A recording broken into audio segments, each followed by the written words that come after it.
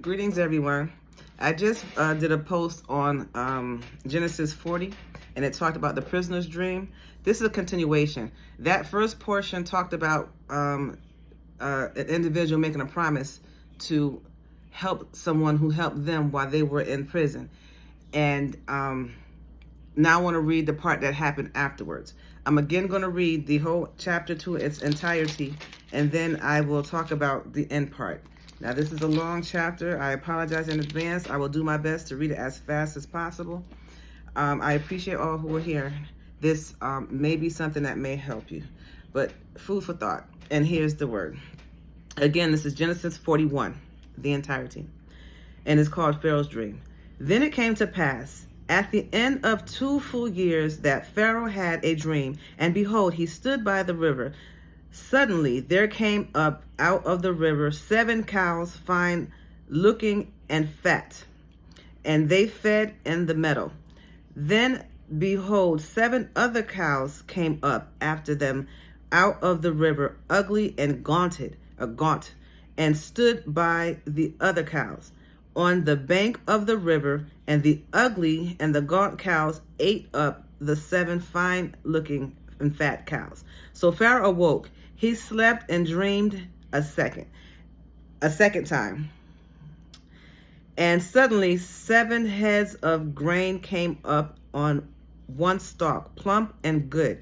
Then behold, 7 thin heads split by the east wind sprung up after them, and after 7 thin heads devoured the 7 plump and full heads. So Pharaoh awoke, and indeed it was a dream. Now it came to pass in the morning that his spirit was troubled, and he sent and called for all the magicians of Egypt and its wise men. And Pharaoh told them his dream, but there was no one who could interpret them for Pharaoh.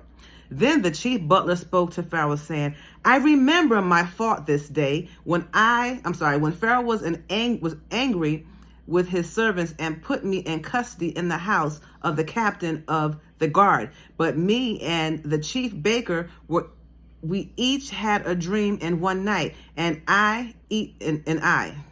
each of us dreamed according to the interpretation of our own dream. Now there was a young Hebrew man who was there, a servant of the captain of the guard, and he told him, and he interpreted our dreams for us. To each man he interpreted according to his own dream. And it came to pass just as he interpreted for us. So it happened, he restored me to my office, and he hung him.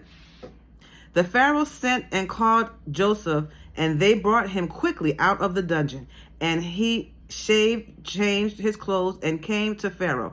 And Pharaoh said to Joseph, I have had a dream, and there is no one who can interpret it. But I have heard it said of you that you can understand a dream to interpret it. So Joseph answered Pharaoh, saying, It is not in me. God will give Pharaoh an answer of peace. Then Pharaoh said to Joseph, Behold, in my dream I stood on the bank of a river. Suddenly 7 cows came up out of the river, fine looking and fat, and they fed in the meadow. Then behold, 7 other cows came up after them, after them poor and very ugly and gaunt, and ugliness as I have never seen in all the land of Egypt. And the gaunt and ugly cows ate up the first 7, the fat cows, when they had eaten them up. No one would have known that they had eaten them, for they were just as ugly as the beginning. So I awoke. Also I saw in my dream, and suddenly 7 heads came up on a stalk, full and good. Then behold, 7 heads withered thin, and blight by the east winds sprung up after them, and the thin head devoured the 7 good heads. So I told this to the magicians, but there was no one who could explain it to me. Then Joseph said to Pharaoh, The dreams of Pharaoh are one. God has shown Pharaoh what he is about to do. The 7 good cows are 7 years, and the 7 good heads are 7 years. The dreams are one. And the 7 thin and ugly cow which came up after them are 7 years. And the 7 empty heads blight by the east wind, and 7 years of famine. This is the thing which I had spoken to Pharaoh. God has, I apologize, y'all, this is kind of long, shown Pharaoh what he is about to do. Indeed, 7 years of great plenty will come throughout all the land of Egypt, but after them 7 years of famine will arise, and all the plenty will be forgotten in the land of Egypt. And the famine will deplete the land, so the plenty will not be known in the land because of the famine following, for it will be very severe. And the dream was repeated to Pharaoh twice, because the thing is established by God, and God will shortly bring it to pass.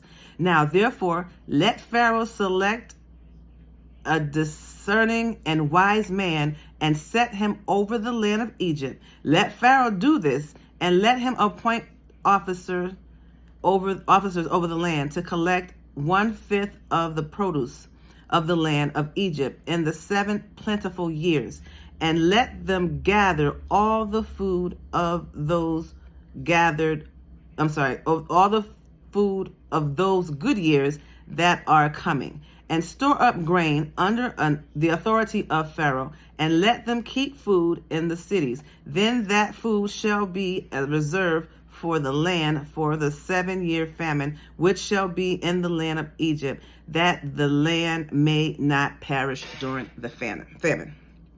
Ooh, that was 6 minutes of reading. I apologize.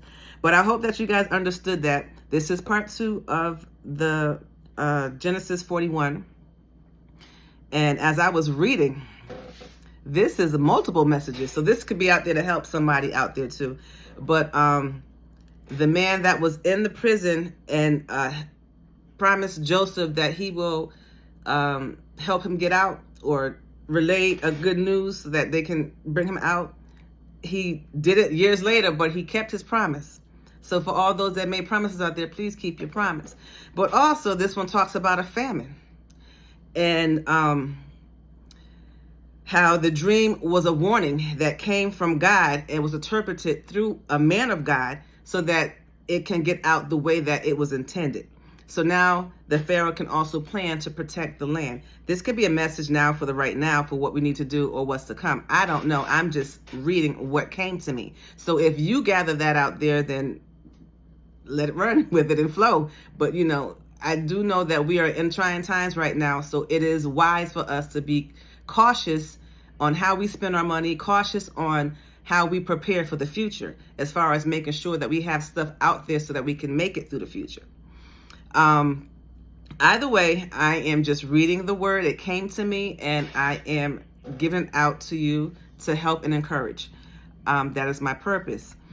But as I was reading this, I kind of felt like, ooh, maybe it's deeper than what I thought. So you take that, read in reference for yourself, and interpret it the way that you see fit to interpret.